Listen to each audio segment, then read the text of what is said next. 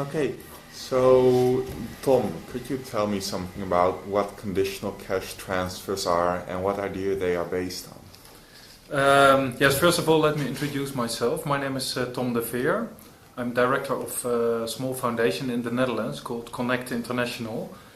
And we are working in developing countries, mainly in Tanzania, Zambia and Mozambique, where we work with villages and we try to stimulate the village development in general, and with a focus on water and sanitation, especially what we call low-cost solutions. You should think of different techniques for hand drilling, locally produced hand pumps and such issues, also latrines and all kinds of solutions for water and sanitation that are affordable to people and that people can finance themselves.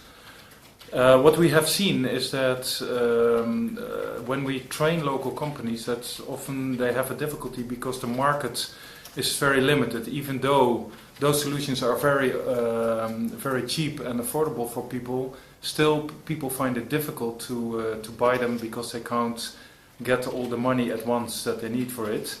And even if we work on what we call low-cost microcredits, so these are credits that have a relatively low interest rate of about 7% per year, still it is often very difficult for poor people to pay for it.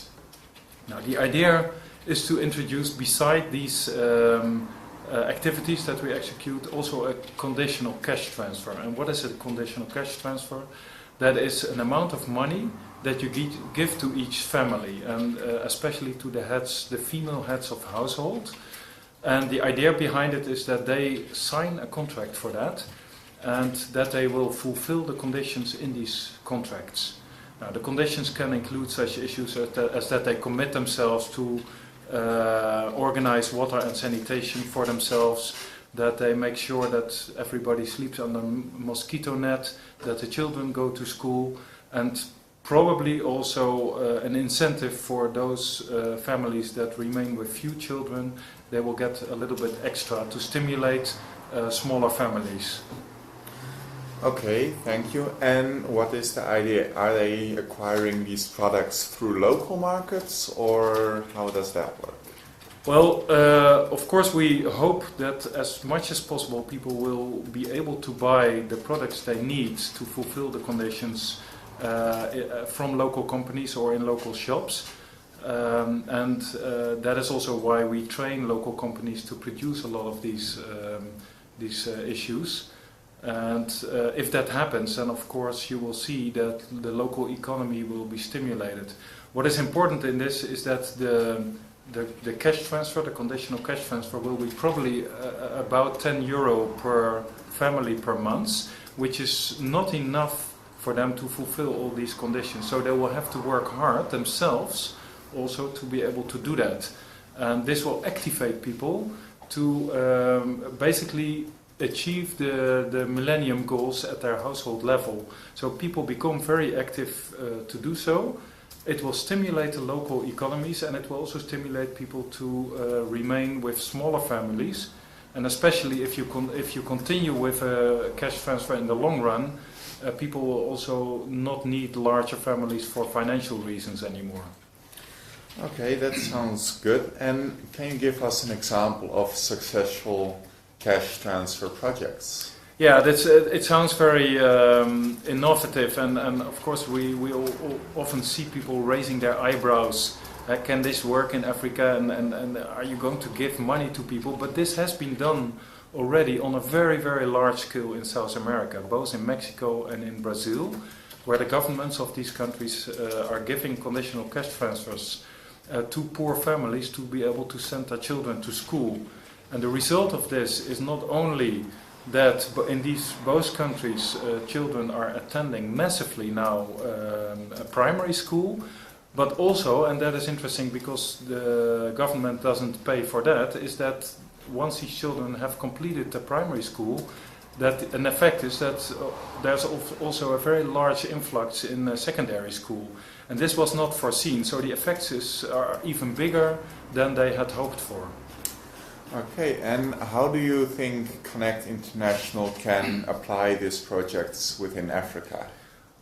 Yeah, that's a good question. In Africa, there are already a number of relatively small cash transfer programs. They are usually what we call unconditional cash transfer programs, and even with unconditional cash transfer programs, it has been found that people spend money on average very, very wisely. Now, if you attach the conditional aspect to it, we expect that even more effect will be realized, that people really use this money to come to real good improvements in their households, and that they will do so very seriously. Now, Connect International wants to do what we call a pilot program, a small-scale pilot program, reaching about 1,000 families in a number of villages, probably in Mozambique. And we expect to be able to prove the success of such a program, so that it is a very cost-effective way to assist people to achieve these Millennium Development Goals very rapidly and structurally, and that it will also enhance the local economy. And we hope that through the experience we can build up all the tools that we need for such a program, like software you need for it. You need to have training programs for those people who have to implement these programs. And that later, if, for instance, the government of Mozambique would say, okay, this is interesting and we would like to do this countrywide, for instance, with support of the World Bank, that we are able to train the government, but also involve local NGOs and local companies to fulfill their role in a proper way in such a larger scale setup. Right, that sounds very good, but can you tell us something also about the potential problems and pitfalls that come with this approach? Yeah, that's it has been found in the programs that I mentioned, and also some of the the unconditional cash transfer programs in Africa, that this needs a very proper setup. That's also why we want to work on it, to be able later in the scaling up phase to make sure that this is done properly. If it's not properly managed, for instance, if there's not a proper audit system that controls if people are really fulfilling the conditions, and through which people can also be reduced on their conditional cash transfer if they are not sufficiently motivated to use the cash in a proper way, then such a program can be a complete failure. Also, if the setup of the program doesn't fit to what people feel as being a justified program, as a proper program that fulfills their wishes and their needs in a proper way, and which is also not in contrast to what they feel as justice. If you don't do that properly, then also a program can easily fail. So it should be really properly set up, and that is broadly found or broadly communicated also on the internet, that is probably the major challenge of these programs, that the quality of how they are set up and fit to the needs of the people is probably the main issue. Okay, that introduces